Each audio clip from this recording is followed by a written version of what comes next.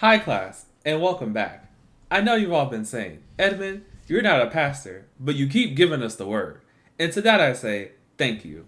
I usually only do about one class per week, but with the amount of emails burning my inbox, I decided to hold this emergency class right now.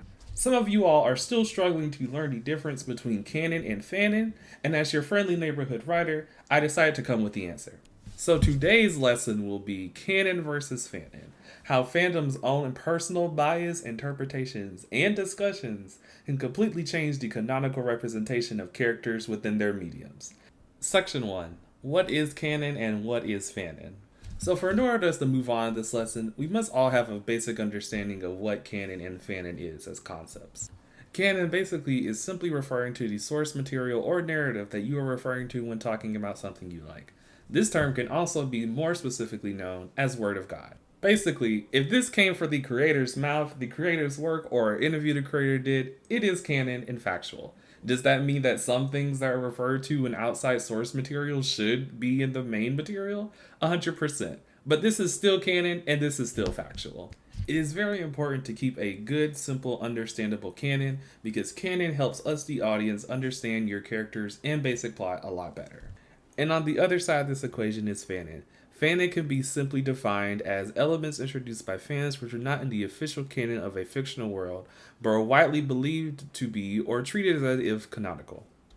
This entire definition can be basically boiled down to the word headcanon, which is basically just fandom's way of introducing canons that they think the character or plot should resemble. A very well-known topic or incident within fandom spaces and headcanons is what we professionals like to call the Bakugo Shoujo manga incident. Whereas in the titular character Katsuki Bakugo from the very popular anime My Hero Academia was believed to be a fan of shoujo mangas, so much in fact that this is the specific reason that he did not want to participate in a room judging contest all the way back in season 3. This headcanon was treated as canon for literal years and was passed around by many in the community until the originator of this had to come out and say that she basically made this up on the fly. Even though this may seem like a very small and unconsequential moment, it is very important to show that headcanons can often get away with our better judgment of a canonical representation of a character. Section 2. Fandom and the Allure of Tropes.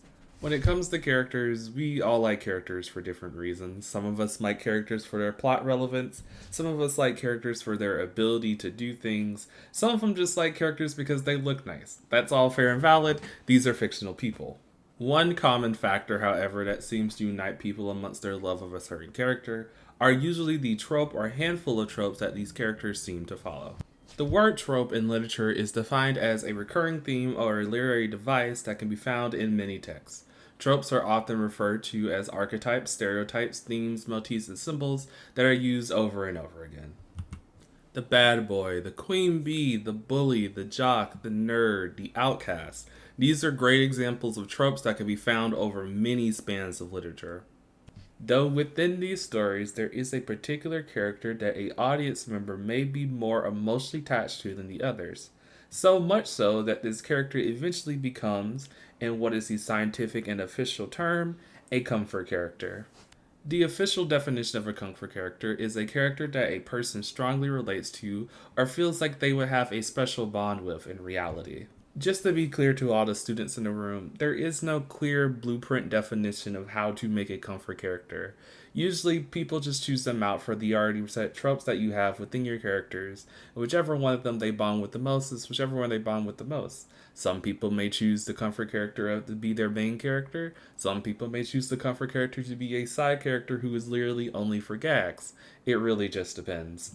Though some studies have shown that if there are tropes that are present within already existing characters, they are more likely to become comfort characters by your audience. One trope that is very well known for becoming comfort characters amongst their audience is the brooding, angsty loner boy, or for keeping in context with nowadays, the edgy white boy. From my own studies and own observations, I personally believe there are two specific reasons to why the edgy white boy is very popular. One is the fact that the edgy white boy is oftentimes a interestingly but sometimes awkward mix of the boy next door and the bad boy archetypes. Taking the somewhat comforting, somewhat shy, somewhat nervousness of the boy next door with the loathsome and rebelliousness of the bad boy archetype. This amalgam results in the edgy white boy being somewhat of a trash boy, but also someone you want to protect dearly. He can be your small bean, your blorbo, your little meow meow, even your wooby. All of these things he can be. The second reason is that this trope is surrounded by a lot of relatable problems that a lot of younger viewers go through, particularly between the ages of 13 to 17. So they're able to relate to his own struggles and able to see themselves within this character. But instead of us just going simply down a list of qualifications, I thought it would be more interesting if we did a pseudo quick deep dive into a character who fits this criteria very well. Section 3. A Soul Grimwalker. During the month of February, I decided to catch up on my watch list of shows and movies that I have to go through, and eventually I stumbled upon this show called The Owl House. During its second season, we were introduced to this character named Hunter, otherwise known as the Golden Guard. He is introduced as the new recurring antagonist and also becomes a future ally down the road. But slowly and surely, I started to notice that this encompassing little witch was a perfect example of the edgy white boy trope that we are explaining today. But to be honest with you, in order for me to really explain how this trope works, I have to kind of give you my personal opinion about the character in order for it to really make sense. In my personal opinion, Hunter is more of a plot device for the story to move forward than really existing as his own character. And to be honest, it's not a bad thing for characters to have things that make them plot devices in the moment of the story, or have a role that is meant to play a bigger part in the future. But it just sucks that this character is really only made to make the antagonist look worse, and not really as a character to stand on his own outside of the antagonist, which is a bit unfortunate. When looking into the fandom about everybody's own opinion about him, I was expecting something sort of similar where everyone would just be making him into a quote-unquote soft cinnamon roll who needs protection. But in reality, I realized that the fandom was actually coming up with more interesting ideas and dynamics for him than the current show. To be honest with you, it was a bit interesting to see that perception. Usually I'm used to headcanons being either extremely divisive or just straight out like contradictions to the character. But this time it improved the character's own standing while not only having him play a role within the story, but introducing him with more interesting personality and character dynamics that made him work perfectly within the frame of how the story is supposed to go. And in fact, I actually wanted some of his headcanons to be true for the show, which can show to all of us that headcanons are in nature just fun.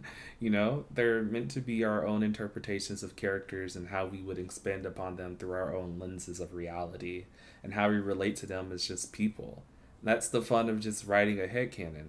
But it's also very important to know that a headcanon can't change the interpretation or the actual written out text of what a character is supposed to be. It's more like a thing for you more than like a thing for everybody else, really. The only thing I would say that was a bit annoying in this deep dive of Hunter headcanons or Hunter Fanon things in general was more about there's no consistency about what his last name is, and that was really annoying just for the pure like annoyingness of me having to write this outline and not knowing what his last name is, and there were just being 3 different versions of it.